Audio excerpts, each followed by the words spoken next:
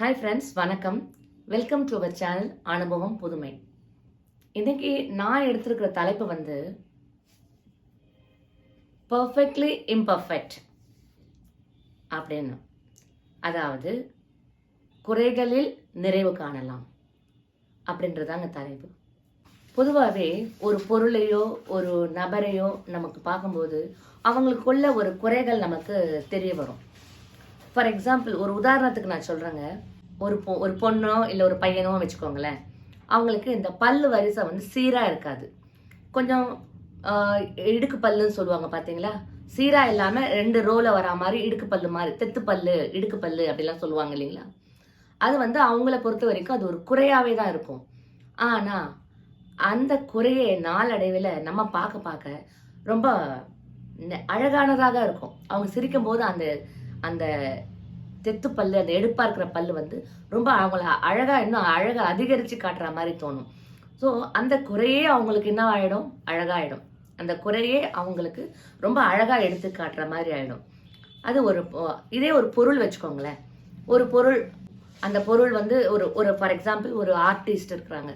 அவங்க வந்து நல்ல கலரிங் பெயிண்டிங் பண்ணிட்டு இருக்காங்க. நல்ல ஆர்ட், அழகான ஆர்ட் பண்ணிட்டு இருக்காங்க. பண்ணிட்டு இருக்கும்போது சடனா வந்து என்ன ஆகும்? அந்த ஒரு பெயிண்ட் வந்து தெரியாம சிதறிடும். ஒரு கலர் தெரியாம சிதறிடும். அப்போ அந்த அவங்க வரைகிற அந்த ஆர்ட் முழுமையடையாது. முழுமையடையாம ஐயோ இப்ப சிதறிடுச்சு, இது பார்க்கறதுக்கே அலங்கோலமா இருக்கே இப்போ ஆர்ட் அப்படின்னு அந்த வரைகிறவருக்கு தெரியும். ஆனா திடீர்னு யாருன்னா வந்து பார்த்தாங்கனாக்கா அந்த அந்த வண்ணம் சிதறி இருக்கு பாருங்க அந்த பெயிண்டிங்ல, அதுவே வந்து ஒரு மாடர்ன் ஆர்ட் மாதிரி மற்ற கண்ணுங்களுக்கு தெரிய ஆரம்பிச்சிடும்.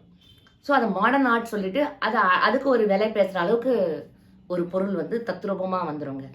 அதுதான் அந்த குறைபாடுள்ள அந்த பொருளை வந்து அழகை பார்க்க ஆரம்பிக்கிறாங்க மக்கள். அந்த அழகுக்கும் ஒரு விலையை நிர்ணயிக்கிறாங்க. அதுதாங்க நிறைவு. அதே மாதிரி ஒரு மரம் இருக்கு வச்சுக்கோங்களேன். மரத்தில் கிளைகள்லாம் இருக்கும் இல்லைங்களா?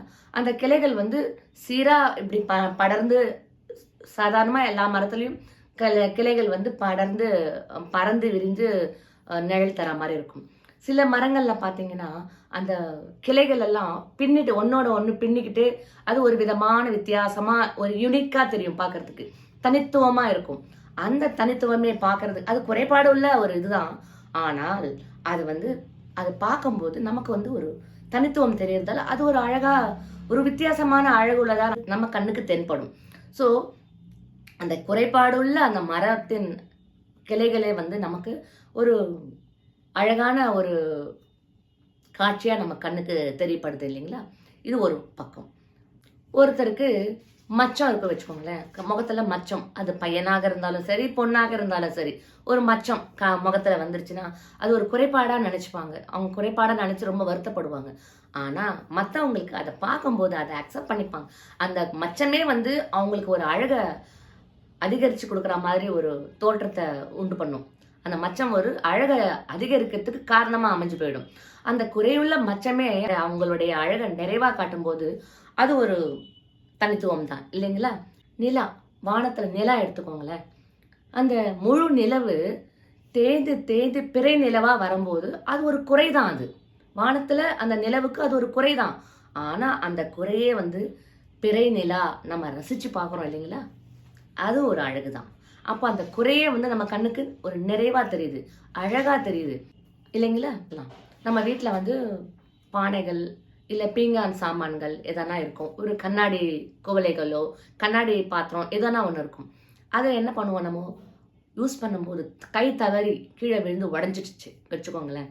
அப்போது அந்த உடஞ்சி போனதை நினச்சி நம்ம வருத்தப்படுவோம். ஐயோ குறைபாடுள்ளதாக ஆயிடுச்சே, இது அழகான இந்த பானை உடஞ்சி போயிடுச்சு அப்படின்ட்டு.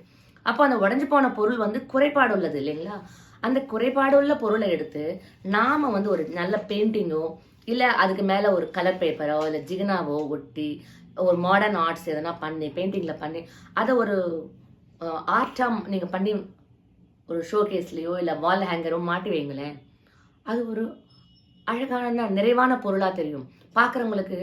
அந்த குறையுள்ள ஒரு பொருளை நம்ம வந்து அக்செப்ட் பண்ணிக்கிட்டு அதை நிறைவாக மாற்றி, முழுமையாக மாற்றி, அழகாக மாற்றி நம்ம அதை பார்த்து ரசிக்கிறோம் இல்லைங்களா? இது ஒரு குறையை பார்த்து நம்ம நிறைவடைகிறோம் இல்லைங்களா? இது ஒரு உதாரணம் நம்ம சொல்லலாம். குழந்தைங்க வச்சுக்க, நம்ம வீட்டில் குழந்தைங்க இருப்பாங்க இல்லைங்களா? குழந்தைங்களுடைய நேச்சரே என்னது? எதை பார்த்தாலும் கிறுக்கிறது, பேப்பரில் கிறுக்கிறது.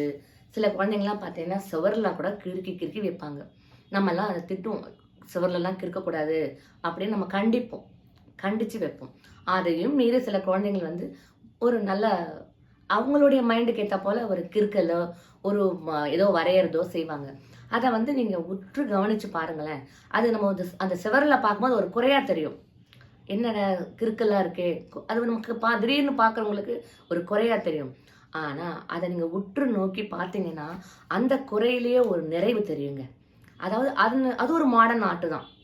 குழந்தைங்களை பொறுத்த வரைக்கும் அது ஒரு மாடர்ன் ஆர்ட். நீங்களும் அதை ஒரு கற்பனை கண்ணோட்டத்தோட பாருங்களேன். அது ஒரு கலையாக தான் உங்களுக்கு தெரியும். அதில் ஒரு நிறைவு நமக்கு கிடைக்கும். அதே போல தாங்க வாழ்க்கையில் நம்ம தோல்வி அடையிறதோ இல்லை பிழைகள் செய்வதோ ஒரு இம்பர்ஃபெக்ஷன், அதாவது அது ஒரு குறை அப்படின்னு நம்ம சொல்லுவோம். ஆனால் அந்த குறையான தோல்வியோ இல்லை பிழைகளோ நாம் அதை நம்ம ஏற்றுக்கிட்டு அதை தோல்வியை வந்து வெற்றியாக காணலாம், பிழைகளை வந்து திருத்தங்களாக மாற்றிக்கலாம். இதை தாங்க வாழ்க்கையில் கடைசியில் நம்ம வந்து நிறைவான வாழ்க்கையை வாழ முடியும். ஸோ அந்த குறைகளை நம்ம ஏற்றுக்கிட்டு குறைகளிலிருந்து நம்ம நிறைவாக வாழறதுக்கு இதுவும் ஒரு ஊக்குவிப்பு. அதாவது நம்மளுடைய குறைகள் ஒரு ஊக்குவிப்பாக தான் அமையிறது. குறையில்லா மனிதர்களே இருக்க முடியாதுங்க. அதனால வாழ்க்கையில் எல்லாருமே அவர்கள் செய்யாத மனிதனே இருக்க முடியாது. குறை எல்லாருக்கிட்டையுமே ஒரு சின்ன ஏதாவது ஒரு குறை இருக்கத்தான் செய்யும். All are not perfect. அதனால குறையில்லா மனிதர்கள் யாருமே இருக்க முடியாது. நம்ம வாழ்க்கையில் நமக்கு எல்லாமே நிறைஞ்சு அமையறது இல்லைங்க. சிறு சிறு குறைகளோட தான் நமக்கு அமைஞ்சிருக்கும். அது பொருளாக இருந்தாலும் சரி, மனிதர்களாக இருந்தாலும் சரி, வாழ்க்கை துணையாக இருந்தாலும் சரி, ஏதோ ஒரு குறை எல்லாருக்குமே இருக்கத்தான் செய்யும். அந்த குறைகளை நாம ஃபர்ஸ்ட் பார்க்கும்போது அது குறையாக தான் தெரியும். நீங்கள் பழகி பார்த்து அவங்கள அக்செப்ட் பண்ணிக்கோங்க. நம்ம வந்து அவங்கள ஏற்றுக்கிட்டு அந்த குறைகளோடு அவங்கள நம்ம ஏற்றுக்கிட்டு நம்ம பழகி பார்த்தோம்னா அந்த குறையே ஒரு அழகாக நம்ம கண்ணுக்கு தெரிய ஆரம்பிக்கும். அந்த குறையே நமக்கு ஒரு வாழ்க்கையில் சந்தோஷமாக நம்ம அனுபவிச்சுட்டு வந்தாலே நம்ம வாழ்க்கையே நிறையானதாக மாறிடுங்க. இந்த கண்டென்ட் மூலமாக நம்ம கற்றுக்கிறது என்னென்னா, குறைகளை ஒரு தூண்டுதலாக வச்சுக்கிட்டு குறைகளையும் நாம் ஏற்றுக்கிட்டு அதை அனுபவித்து நிறைவான வாழ்க்கை வாழணுங்கிறது தான் வாழ்க்கையின் இயற்கையான நியதி. இதுதாங்க விதி, லா ஆஃப் நேச்சர். இதுதான் எல்லாருக்குமே எல்லாமே நிறைகளோடு அமையறதில்ல, குறைகளோடு அமைந்திருந்தாலும் அந்த குறைகளை ஏற்றுக்கிட்டு அக்செப்ட் பண்ணிக்கிட்டு பழக அந்த குறைகளே நமக்கு ஒரு அழகானதாக இருக்கும். அதனால வாழ்க்கையை நிறைவடையுங்க. இது ஒரு சிம்பிள் லாஜிக் தான். இதை நம்ம அக்செப்ட் பண்ணி பார்ப்போமே. நம்ம குழந்தைங்க தவறுகள் பண்ணிட்டா நம்ம அதை அக்செப்ட் பண்ணிக்கிட்டு நம்ம வந்து அதை ரசிக்கிறோம் இல்லைங்களா? அது மாதிரி தான் மக்களும். எல்லாருமே மெச்சூர்டுங்களா சொல்லுங்க பார்க்கலாம்?